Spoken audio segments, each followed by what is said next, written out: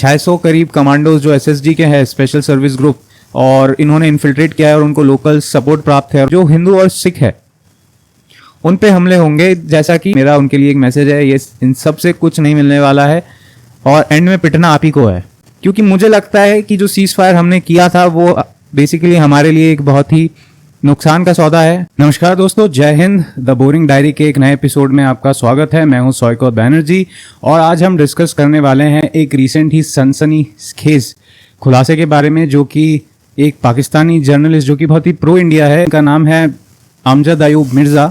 इन्होंने क्लेम किया है कि जम्मू रीजन में, जो कि काफ़ी समय से अनस्टेबल चल रहा है, वहाँ पे काफ़ी आतंकी गतिविधियाँ कंटिन्यूसली हो रही है और पिछले कुछ महीनों में, खास करके पिछले 2 से 3 महीनों में, शायद ऐसा कोई महीना गया है या फिर कोई ऐसा हफ्ता गया है जहाँ पे हमारे जवान शहीद ना हुए हो। ऐसे में इन्होंने जो बताया है ये काफ़ी चिंताजनक बात है और सरकार को मेरे ख्याल से इस पे ध्यान देना चाहिए। इसी के साथ साथ इसी बारे में हमारे जम्मू डिवीजन के एक्स डीजी एसपी वैद ने भी कुछ बातें बताई हैं, जो कि पाकिस्तानी जर्नलिस्ट द्वारा किए गए क्लेम्स को कुछ हद तक सही बताते हैं। तो आइए आज हम इस पर डिस्कशन करते हैं और वीडियो में आगे बढ़ने से पहले चैनल को सब्सक्राइब करें और वीडियो अगर अच्छा लगे तो ज़रूर लाइक करें। तो चलिए आज के वीडियो का शुभारंभ करते हैं। तो पाकिस्तान के एक जर्नलिस्ट है जो कि आउट ऑफ लंदन बेस्ड है, यूके में बेस्ड है, जिनका नाम है अमजद अयूब मिर्जा। इन्होंने बताया है कि जम्मू में, जो कि काफ़ी टाइम से अनस्टेबल चल रहा है, वहाँ 600 करीब एसएसजी कमांडोज अंदर भेजे गए हैं या फिर भेजने की तैयारी में है। उन्होंने ये भी बताया है कि उनको, इन टेररिस्ट को लोकल सपोर्ट प्राप्त है और ये बात कुछ हद तक सही भी है, क्योंकि रिसेंट जितने अटैक्स हुए हैं हमारी फौजियों पर, हमारे इंडियन आर्मी के कॉन्वॉयज पर, उनमें एक चीज़ बहुत कॉमन थी, वो थी रोल ऑफ ओजीडब्ल्यूज। ओजीडब्ल्यूज मतलब होते हैं ओवर ग्राउंड वर्कर्स। इनका बेसिक काम होता है कि ये जो टेररिस्ट बाहर से इन्फिल्ट्रेट होके आते हैं उनको लोकल सपोर्ट दिलाना, उनका खाना पीना रहना, उनको बेसिक एमिनिटीज़ देना। और ये ओजीडब्ल्यूज मोस्टली लोकल ही होते हैं और रिसेंट जो अटैक्स हुए हैं हमारे जवानों पर, उनमें ओजीडब्ल्यूज का बहुत बड़ा रोल है। तो जब ये जर्नलिस्ट, जो कि इन जनरल काफ़ी प्रो इंडिया है, ये बताते हैं कि 600 करीब कमांडोज जो एसएसजी के हैं, स्पेशल सर्विस ग्रुप, और इन्होंने इन्फिल्ट्रेट किया है और उनको लोकल सपोर्ट प्राप्त है और उन्होंने जम्मू रीजन में उनके जितने स्लीपर सेल्स है उनको एक्टिवेट कर दिया है, तो ये काफ़ी चिंता का विषय है। और उन्होंने ये भी बताया कि इनका जो एम है वो है 15th core of the Indian army को एंगेज करना और धीरे धीरे इस पूरे एंगेजमेंट को 16 कोर तक बढ़ा देना।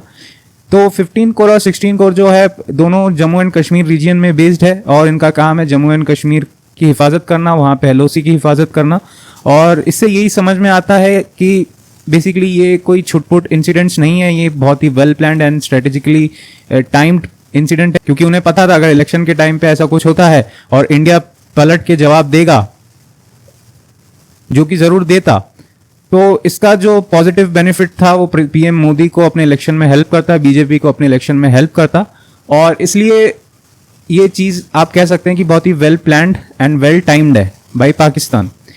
साथ ही में जब ये खबर आती है, सबसे पहले अमजद अयूब मिर्जा इसके बारे में बताते हैं, उसके बाद जो जम्मू डिवीजन के पूर्व डायरेक्टर जनरल ऑफ पुलिस है एसपी वैद, उन्होंने भी ये बात बताई। हालांकि उनका कहना था कि ये जो 600 कमांडोज है, इनमें से ज़्यादातर अभी इन्फिल्ट्रेट नहीं हुए हैं, उनका नंबर अराउंड 100 या 150 के आसपास होना चाहिए। फिर भी ये हमारे लिए एक बहुत ही चिंता का विषय है। और अगर ये 100-150 फॉरेन टेररिस्ट ऑलरेडी इन्फिल्ट्रेट कर लिया है इन्होंने, मौजूदा स्थिति को देखते हुए जो जनरल वैद नंबर दे रहे हैं कि 600 ईयर मार्क्ड है और उनमें से काफ़ी टेररिस्ट ऑलरेडी इन्फिल्ट्रेट कर चुके हैं, तो हम कह सकते हैं कि जिस हिसाब से अटैक्स हो रहे हैं, ऑलमोस्ट हर हफ्ते हो रहे हैं, और जितना बड़ा ये जम्मू वाला रीजन है, बड़ा इन द सेंस कि इसका टेरेन बहुत ही टफ है, तो वहाँ पे ऑपरेट करने के लिए अगर प्लेन्स पे 2 आदमी चाहिए होंगे, तो वैसे हिली और फॉरेस्ट टेरेन में ऑपरेट करने के लिए आपको 10 लोगों की टीम चाहिए। तो जिस हिसाब से अटैक्स हो रहे हैं, तो हम कह सकते हैं कि ये जो नंबर कई अनऑफिशियल सोर्सेज से आ रहे हैं कि ये 100 एंड 150 के आसपास होंगे, तो ये अनबिलीवेबल नहीं है। लेकिन 600 वाला नंबर थोड़ा सा हो सकता है एग्जैजरेटेड हो, इन्होंने इन्फिल्ट्रेट नहीं किया है पॉसिबली, एंड वो लॉन्च पैड्स पे फिलहाल उनमें से ज़्यादातर प्लेस्ड हैं। तो हम कैसे कह सकते हैं कि ये ज़्यादातर टेररिस्ट फॉरेन टेररिस्ट ही हैं, लोकल नहीं है? तो चलिए हम कुछ पैटर्न्स पे ध्यान देते हैं।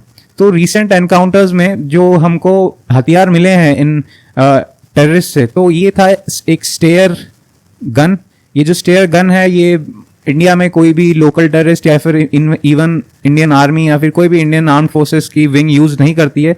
ये जो स्टेयर गन है सारी पाकिस्तानी एसएसजी यूज करती है, ये उनका स्टैंडर्ड राइफल है।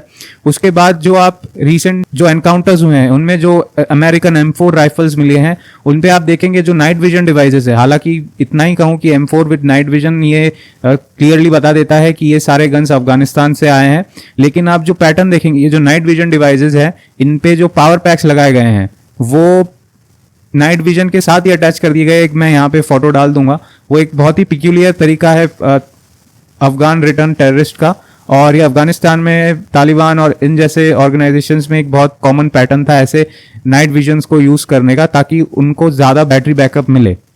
फिर उसके बाद जितने ये अटैक्स हुए हैं रियासी में, जहाँ पे माता वैष्णो देवी जाते हुए श्रद्धालुओं पर हमला होता है, या फिर जितने भी कॉन्वॉयज पे इंडियन आर्मी के अटैक्स हुए हैं उनमें आप एक कॉमन पैटर्न देखेंगे। जब एम्बुश स्टार्ट होता है तो उसमें सबसे पहले जो ड्राइव कर रहा होता है गाड़ी को उसके सर पे गोली मारी जाती है, और सर पे गोली मारना इतने स्ट्रेस्ड सिचुएशन में इतने दूर से ये बहुत प्रिसीशन का काम है। ये नॉर्मल अनट्रेन्ड जिहादी नहीं कर सकते हैं, इसके लिए आपको वेल ट्रेन्ड कमांडोज ही चाहिए। तो ये कुछ कैरेक्टरिस्टिक्स है जिससे हम बता सकते हैं कि ये बहुत ही वेल ट्रेन्ड पाकिस्तान के कमांडोज हैं या फिर पाकिस्तानी आर्मी के रेगुलर्स हैं। और भी आगे चले तो सबसे बड़ा कारण जिसकी वजह से ये पकड़े नहीं जा रहे हैं वो है कि ये लोग एनक्रिप्टेड कम्युनिकेशन डिवाइसेस यूज कर रहे हैं। पहले क्या होता था, ये लोग अनएनक्रिप्टेड कम्युनिकेशन डिवाइसेस यूज करते थे जिसको ट्रेस करके हमारी आर्मी उन तक पहुंच जाती थी और उनका एनकाउंटर हो जाता था। But this time they are here with very well managed high tech gadgets, and जिसकी वजह से इनको पकड़ना अब काफी मुश्किल हो गया है। तो एक और जो इनका कैरेक्टरिस्टिक है फाइनली वो है, जिनको भी ये मारते हैं मोस्टली आर्म फोर्सेस में, उनकी बॉडी के साथ छेड़छाड़ करना, म्यूटिलिएशन करना, ये बहुत ही स्टैंडर्ड बैट टीम्स का कैरेक्टरिस्टिक्स है जो कि पाकिस्तानी बॉर्डर एक्शन टीम है। ये एक यूनिक उनका बताने का तरीका रहा है कि ये बैट द्वारा किया गया है। तो ये कुछ आप चीजें कैरेक्टरिस्टिक्स देख सकते हो इन सारे एनकाउंटर्स, इन सारे एम्बुशेस में, जो कि कॉमन फीचर्स है, और ये सब एक ही बात की ओर इशारा करते हैं कि ये सारे पाकिस्तान में वेल ट्रेन कमांडोज हैं और बहुत ही स्ट्रेटेजिकली और बहुत ही टैक्टिकली प्लान करके टाइम करके इनको जम्मू में भेजा गया है। इन अटैक्स को मद्देनजर रखते हुए भारत सरकार ने 2000 बीएसएफ के सोल्जर्स उड़ीसा से जम्मू में ट्रांसफर किए हैं। एंड इसका ये एक बड़ा कारण ये है कि जो जम्मू एंड कश्मीर में ये यूनिट्स जो डिप्लॉयड थी उनमें से काफ़ी यूनिट्स अभी फिलहाल लद्दाख में चाइना के अगेंस्ट डिप्लॉयड है, जिसकी वजह से इन रीजन्स में, जम्मू एंड कश्मीर वाले रीजन में मैन पावर की शायद थोड़ी कमी है, जिसकी वजह से इन अटैक्स को हैंडल करना, मैन कर पाना सिक्योरिटी पॉइंट्स को थोड़ा मुश्किल हो गया है। इसलिए ये बीएसएफ द्वारा रीइंफोर्समेंट भेजी गई है। अब हम चलते हैं, थोड़ी समझने की कोशिश करते हैं कि ये हमले क्यों हो रहे हैं, उनके पीछे के कारण क्या क्या हैं। पहला कारण तो ये है कि जम्मू एंड कश्मीर में सितंबर में, शायद अगस्त या सितंबर में इलेक्शंस आने वाले हैं। तो पाकिस्तान का ये कैलकुलेशन है, पाकिस्तान का एक एनालिसिस है, या फिर मैं यूं कहूं कि मिस एनालिसिस है, कि वो सोचते हैं कि अगर हम जम्मू एंड कश्मीर को एक अनपीसफुल स्टेट बता दे, एक अनपीसफुल रीजन बता दे, तो इसकी वजह से इंडिया पे बहुत प्रेशर माउंट होगा from international communities and organisation. उसके बाद जो एक इंडिया ने इमेज डेवलप की थी प्रो डेवलपमेंट 370 हटाने के बाद कश्मीर और जम्मू के अराउंड, G20 समिट भी हुआ था यहाँ पे, उस इमेज को खत्म करना है और फाइनली एक ये चीज बतानी है दुनिया को कि जम्मू एंड कश्मीर में पाकिस्तान अभी भी एक मेजर प्लेयर है, और जम्मू एंड कश्मीर का जो पीस की बात जो होती है, वहां पे शांति की जो बात होती है, वो पाकिस्तान के बिना हम नहीं कर सकते। तो ये कुछ उनके मकसद है, जो उनकी एनालिसिस है, मैं बोलता हूँ ये उनकी मिस कैलकुलेशन और मिस एनालिसिस है। वो काफ़ी वहम में जीते हैं, उनकी पूरी हिस्ट्री हो, उनके पूरा प्रेजेंट हो, फ्यूचर तो खैर है नहीं, पास्ट और उनका प्रेजेंट जो भी है पूरा मिस एनालिसिस और मिस कैलकुलेशन से भरा पड़ा है। बड़ी बड़ी बातें करते हैं, होता इनसे कुछ है नहीं। फिर इन अटैक्स का एक और कारण हो सकता है कि कारण है, हो सकता है तो मैं नहीं बोलूंगा, बहुत सारे कारण एक साथ अगर हम क्लब करें तो अब हमको एक बड़ा पिक्चर समझ में आता है इन अटैक्स के पीछे। तो मैंने बताया कि आपको कि वहाँ इलेक्शंस आने वाले हैं, एक प्रो डेमोक्रेटिक प्रोसेस स्टार्ट करने की वहाँ पे बात चल रही है। ऑलरेडी सुप्रीम कोर्ट ने इसके ऑर्डर्स दे दिए हैं वहाँ पे इलेक्शंस कंडक्ट करवाने के। तो ये पाकिस्तान को हजम नहीं हो रहा। और भी क्या क्या चीज़ें हैं वो हजम नहीं हो रही है, वो है 370 हटने के बाद जम्मू एंड कश्मीर में काफ़ी इन्वेस्टमेंट्स आई हैं। हालांकि this is not comparable by value और in size to other states getting FDI, but Jammu and Kashmir के हिस्ट्री में ये काफ़ी सब्सटेंशियल FDI है, mostly from middle eastern countries. अगर पाकिस्तान सक्सेसफुल होता है कि वहाँ पे एक ऐसा इमेज बिल्डअप कर दिया जाए कि वो एरिया बहुत ही अनस्टेबल है, वहाँ पे कोई भी काम हम पीसफुली नहीं कर सकते हैं, वहाँ पे इलेक्शन करवाना भी बहुत हार्ड है, तो वहाँ पे एनीवेज इन्वेस्टमेंट नहीं आएगी। और वहाँ पे इन्वेस्टमेंट नहीं आएगी तो लोगों को जॉब नहीं मिलेगी, लोगों को जॉब नहीं मिलेगी तो it will be a very good selection ground for future आतंकवादीज। सेकेंड है, मैंने मेरी पिछली वीडियो में भी डिस्कस किया था कि नॉट जस्ट FDI, वहाँ पे एक बहुत बड़ा लिथियम माइन भी मिला है। और रियासी के हमले के बाद आपने देखा होगा, या फिर आप इस वीडियो में जाके देख सकते हैं जहाँ पे मैंने डिस्कस किया है कि कैसे लिथियम रिजर्व जो रियासी में मिला है वो एक और कारण हो सकता है कि वहाँ पे उस एरिया को इतना अनस्टेबल किया जा रहा है ताकि ये माइनिंग का प्रोसेस जो है वो कभी ना हो। एंड इस माइन की वजह से जो अपॉर्चुनिटी इंडिया को फ्यूचर में मिल रही है in terms of its electric vehicle ambition and energy independence ambition, वो कभी पूरा ना हो सके और इंडिया ऑलवेज अपनी एनर्जी नीड्स के लिए बाहर की कंट्रीज पे डिपेंडेंट रहे। नेक्स्ट पॉइंट है, आपने देखा होगा कि हर जगह ये बात चल रही है जो कि बहुत ही वैलिड पॉइंट है, बहुत ही लॉजिकल पॉइंट है कि पाकिस्तान ये इसलिए भी कर रहा है क्योंकि वो चाहता है, या फिर उससे ये करवाया जा रहा है चाइना के थ्रू, कि LAC पे जितने एक्स्ट्रा ट्रूप्स डिप्लॉय हुए हैं वो जम्मू को कंट्रोल करने के लिए वापस आ जाए और जो LAC है वो अनमैन्ड हो जाए काफ़ी एरियाज में और फिर वहाँ पे चाइना इनकर्जन कर सके, एक लोकलाइज्ड कॉन्फ्लिक्ट को जन्म दे सके। तो ये भी एक लॉजिकल जो आर्ग्यूमेंट काफ़ी लोगों को द्वारा दिया जा रहा है काफ़ी सही है। इसलिए मैं कहता हूँ कि जब चाइना लाओस में हमारे फॉरेन मिनिस्टर जयशंकर की तरफ एक पीस प्रपोजल देते हैं तो इंडिया को ये बहुत ही कॉशियसली लेना चाहिए, या फिर मैं कहता हूँ कि ये कोई पीस प्रपोजल है ही नहीं, ये बस ध्यान भटकाने का एक तरीका है और हमको ये सरासर रिजेक्ट कर देना चाहिए। एंड ये एक कारण है कि जिसकी वजह से जम्मू को डिस्टेबलाइज किया जा रहा है। इसके पीछे एक बहुत ही वेल प्लान्ड स्ट्रेटजी है पाकिस्तान एंड चाइना की कि कैसे इंडिया के जो नॉर्दर्न बॉर्डर्स है उसको बिल्कुल ही उबाल दिया जाए पकड़ के।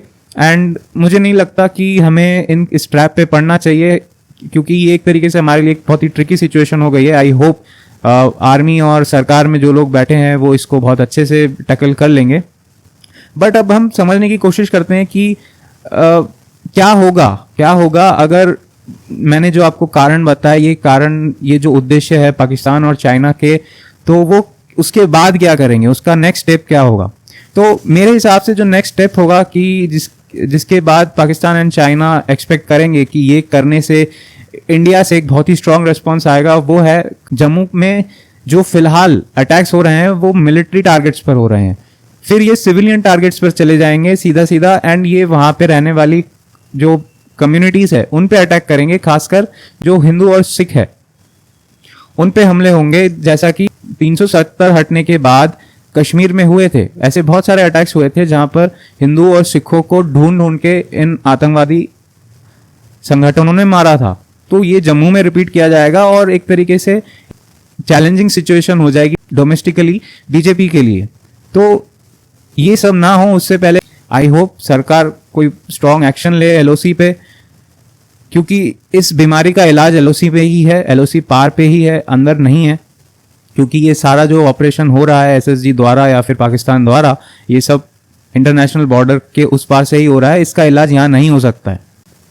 तो अब हम डिस्कस करते हैं कि क्यों वो हमसे रिस्पॉन्स चाहते हैं, क्यों पाकिस्तानी हमसे एक रिस्पॉन्स चाहते हैं। उसका सिंपल सा कारण ये है कि जो उनका नॉर्दर्न बॉर्डर है जो कि अफगानिस्तान के साथ शेयर होता है, वहाँ पे ये अफगानिस्तान तालिबान से TTP से पिट चुके हैं पूरी तरह, वहाँ पे इनकी हालत खराब है।